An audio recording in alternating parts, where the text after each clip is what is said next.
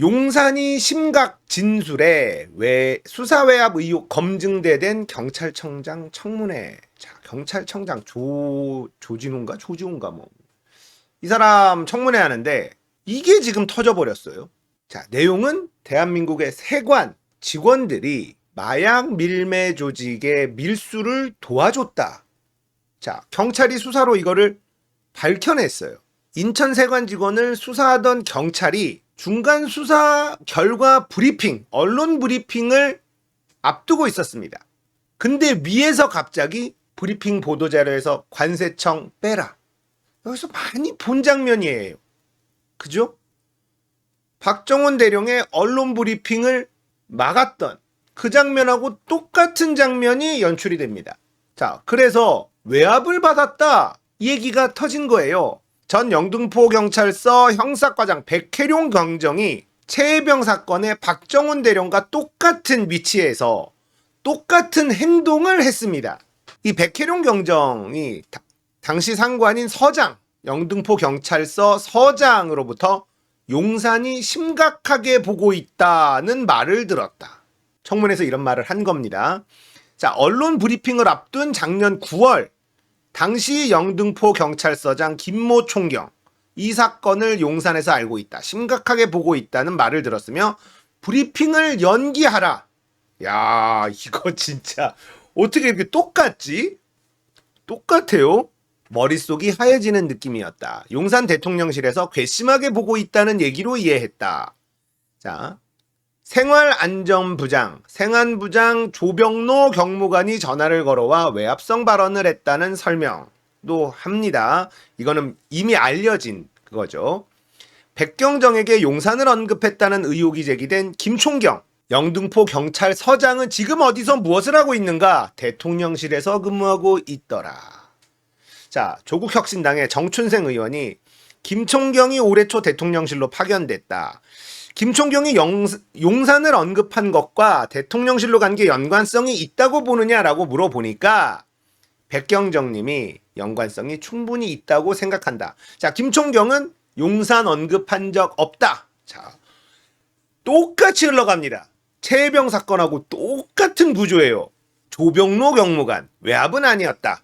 이 사람한테 관세청 직원들 이야기는 좀 빼줘라, 언론 브리핑에서 빼줘라 이렇게 전화했었던 사람. 국민의힘 조승환 의원, 국민의힘에서도 실드가 지금 안 돼요.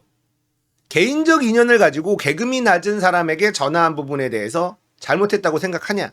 업무 협조가 들어왔을 때 홍보라든지 소관 기능에 전달 조치했어야 되는데 직접 전화한 것은 제 불찰이다.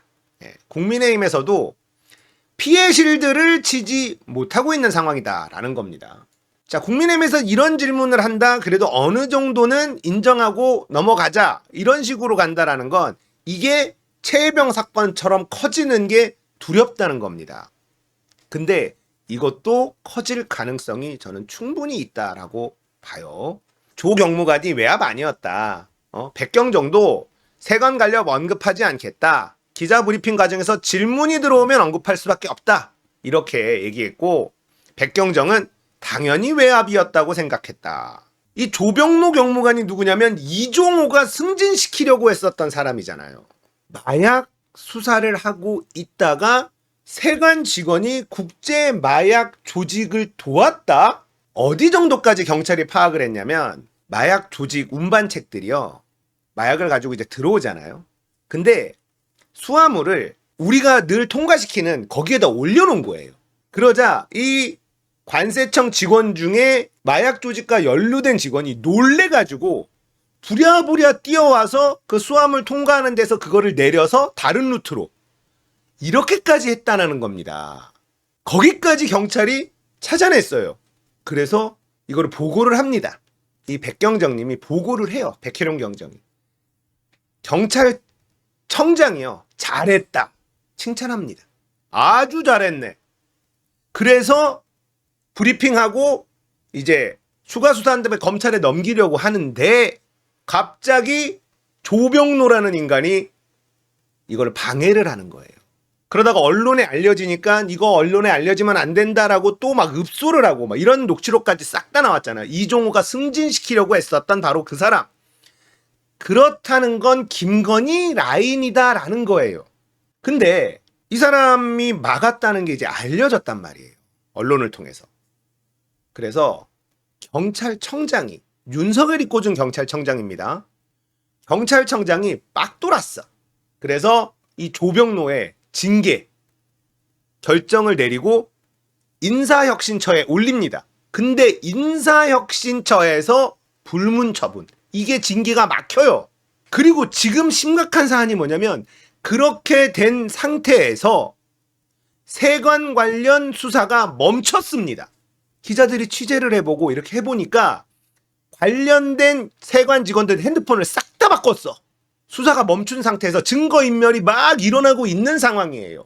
근데 백혜룡 경정님은요, 강서경찰서 화곡지구대장으로 좌천됐어요. 그리고 지금 조지호 후보자 경찰청장 시키겠다는 이 인간으로부터 경고조치 통지까지 받았어. 세상이 이렇게 되는 겁니다. 박정훈 대령이 징계를 받고 기소되고 정의로운 상식대로 일했던 사람은 엄청난 피해를 입고요. 범죄를 저지르는 인간들은 그 어떠한 피해를 받지도 않고 오히려 승승장구하는 모습. 자, 이런 일이 벌어지고 있다는 겁니다. 최병 사건과 똑같이 닮아 있는 그런 사건인데 이 사건의 핵심은 뭐냐면 그러면 도대체 왜 마약과 연루된 관세청 직원들을 지키려고 했느냐? 이게 핵심인 거예요, 이게. 우리가 최혜병 사건에선 도대체 왜 임성근을 지키려고 정권의 명운까지 거느냐? 이게 궁금했잖아요. 이걸 파고들다 보니까 이종호가 등장을 했어. 이종호는 도이치모터스 주가 조작 사건의 주포였어. 최근에 새로운 제보들로 나오는데 김건희가 오빠라고 부른다는 거야. 이렇게 되면서 삼부토건 주가 조작까지도 연결이 됐잖아요. 임성근을 도대체 왜 이렇게 지키려고 하냐? 일개 사단장일 뿐인데 많은 국민들이 그게 궁금했어요. 그걸 파다 보니 이제 삼부토건 주가 조작, 국가 권력을 동원한 주가 조작 사건으로까지 사건이 커졌지 않습니까? 그렇다면 이 조병로라는 사람, 이 사람은 왜 김건희의 비호를 받고 있는 사람인데, 이종호의 비호를 받고 있는 사람인데 왜 도대체 마약 수사를 방해했느냐? 이게 핵심인 겁니다. 이 사건의 핵심은요, 도대체 김건희 라인들이 조병로를 포함해서 이 라인들이 마약 수사를 방해한 이유가 뭐냐라는 거예요. 이걸 파고 들어가면 또 다른 카르텔이 등장할 가능성이 저는 매우 높다고 봐요. 이 얘기를 언론에서 아무도 다루지 않습니다, 지금. 그냥 외압, 외압 사건이라고만 지금 다루고 있죠. 하지만 핵심은 왜 이 김건희 라인이 마약 수사를 못하게 방해했느냐라는 겁니다. 우리는 그 점을 바라봐야 되는 거예요. 언론들은 수사 외압에 초점을 맞추고 있고 수사 외압을 초점을 맞추다 보니까 용산이 언급이 됐다.